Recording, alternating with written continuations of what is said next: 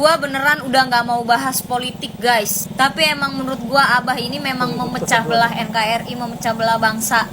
Gue juga sebenarnya udah malas ya ngebahas politik, apalagi debat dengan 02. Males banget ya. Tapi gara-gara melihat video Mbak yang menggiring opini menyesatkan tentang Abah, mengatakan bahwa Abah pemecah belah, mau nggak mau gue harus lawan ya.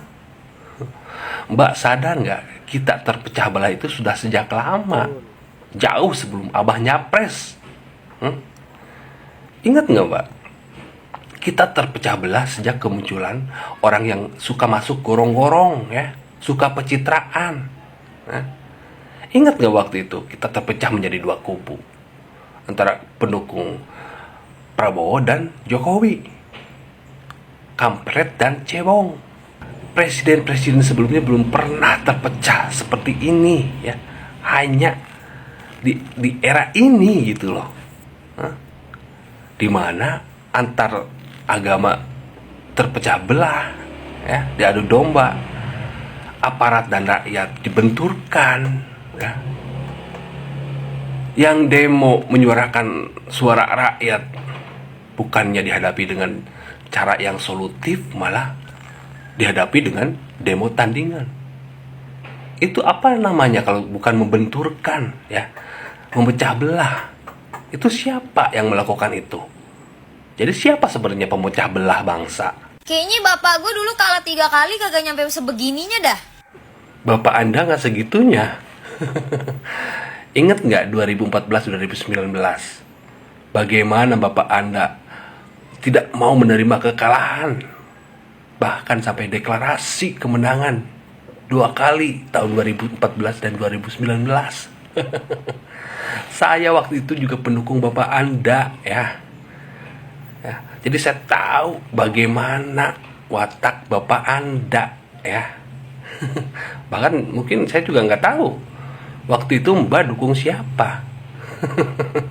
Tolonglah, kita ini udah dipersatukan sama takjil ya. Tolong banget dah, jangan dipecah belah lagi. Kok pertakjilan dihubungkan dengan pilpres gitu ya? Jujur selama ini saya bingung ya. Kok tiba-tiba rame gitu kan, digembar-gemborkan gitu, nonis yang berburu takjil gitu kan. Dan setelah melihat statement Mbak barusan, kok jadi saya mulai berpikir, apa jangan-jangan masalah takjil ini adalah pengalihan isu dari sengketa pilpres. Gua pribadi ikutan bersikeras dalam pertakjil-takjilan ini. Karena apa? Karena gue mencintai perdamaian. Gue mencintai keadaan yang sedang berlangsung ini. Saya juga setuju dengan perdamaian ya. Tapi damai yang gimana dulu gitu ya. Ini kan masalah sengketa pilpres ya. Jadi gak ada hubungannya dengan agama, dengan takjilan gitu. Capek, muak, bosen tau gak lu? Lu pada kagak capek apa ya? Ricuh-ricuh begitu ya. Ya udahlah, kalau capek diam, duduk manis. Kan katanya menang. Tapi kok kayak kebakaran jenggot, katanya menang. Buat pendukung 02. Saya heran loh kadang melihat kalian. Hari-hari kalian itu penuh dengan kebencian, kebencian, dan kebencian. Udah jahat, bodoh lagi. Kalian jahat-jahat tau. Gak sama seperti kami. Kami nggak ada jahat. Kalau nggak kalian yang mengajar jahat, kami nggak jahat, tahu? Karena kalian jahat, maka mulut kami juga kurang ajar. Kalian mengurus utang Abah terus. Woi ada utang, woi punya utang. Itu Kalimantan udah dijual separuh, kalian nggak tahu sama penguasa. Itu yang lagi berkor-kor sekarang. Tanya itu Kalimantan udah dibeli sama orang asing itu. Makanya Abah nggak boleh jadi presiden. Anies nggak boleh jadi presiden. Kalau jadi presiden habis itu mereka semua. Maka itu yang mereka takutkan. Bagaimanapun caranya Anies nggak boleh presiden. Harus Prabowo.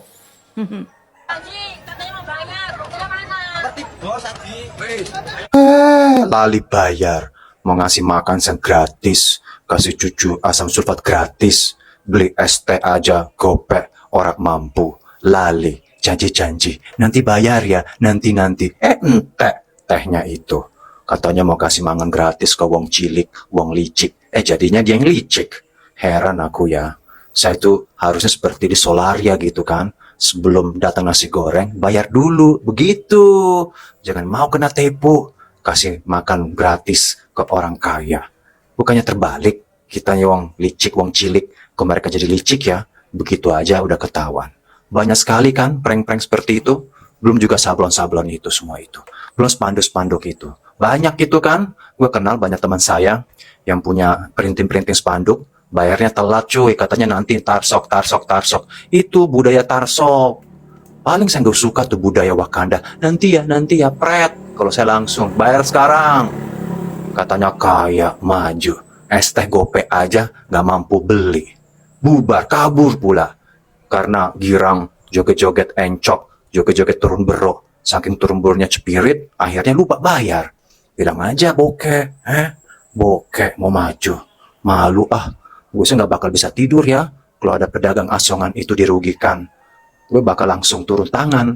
Lagian ya, kalau memang caleg-caleg ini atau capret-capret ini katanya punya hati yang mulia, kenapa baru mau kasih makan atau janji kasih makan, kasih sembako baru sekarang? Harus dari dulu kala. Mereka sudah memberi sembako. Tahun-tahunan dulu. Mereka akan teringat kok, oh itu orang baik. Pernah memberikan sembako kepada kita selama 3 tahun. Muncul kasih sembako pas lagi mau nyalek. Kelihatan banget mereka punya tujuan yang busuk.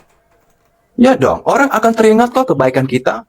Kalau kita itu memberikan selalu kemana-mana dan punya uang mengaku kaya, dan pas pemilu kita nggak memberi apa-apa, karena ada peraturan kita tidak boleh memberikan amplop atau bansos selama pemilu, mereka akan teringat kok itu orang baik.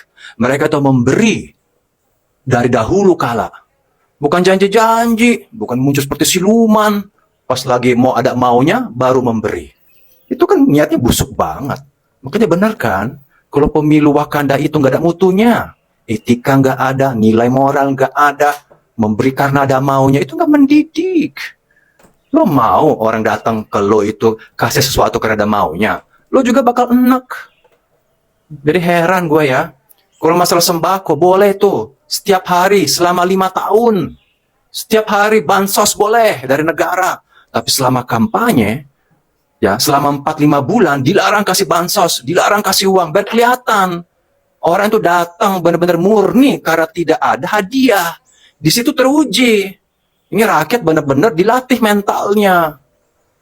Kalau mau memberi kesempatan tuh banyak. Jangan pas pemilu. Makanya menurut saya itu busuk sekali ya. Makanya saya malu banget. Gue bakal ngumpet. Dan semoga juga kalian malu. Terima bansos pun harusnya malu. Ya itu kan uang pajak. Iya uang pajak kita. Tapi harus diberikan. Jangan dalam masa kampanye. Tapi di luar itu.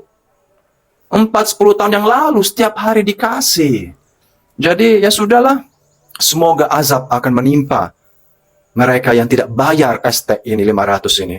Sampai ibu-ibu, bapak-bapak pulang nangis. Gara-gara asik ya, sakau, goyang encok, goyang cepirits, akhirnya lupa bayar.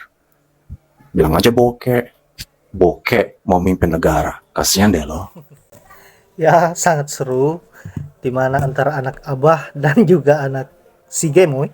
Saya melihat bahwa anak si Gemoy lagi dan lagi memperlihatkan kebodohannya di ruang publik, media sosial, yang begitu entengnya mengatakan bahwa Abah Anies ini adalah penyebab perpecahannya rakyat Indonesia.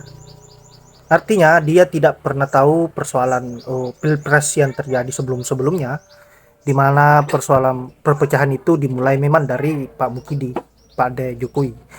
Saya sepakat dengan apa yang dikatakan oleh Abang tadi yang merespon statement mbak-mbak atau anaknya Pak Gemoy yang begitu mudah menuduh seseorang dan mengatakan biang kerok perpecahan adalah Pak Anies. Padahal semua ini terjadi karena Pak De Jokowi. Kenapa? Kalau saja Pak De Jokowi tidak ikut campur dalam urusan pilpres di 2024 atau berpihak pada satu calon dan melakukan sebuah penerobosan terhadap institusi di negara kita, mungkin saja tidak ada perpecahan sampai separah ini. Baiklah, saya kira hanya itu. Terima kasih buat sahabat-sahabat yang sudah menonton dan semoga ada manfaat dari video yang saya up. Saya akhiri dengan ucapan wallahul muwaffiq ila aqwamit thoriq. Assalamualaikum warahmatullahi wabarakatuh.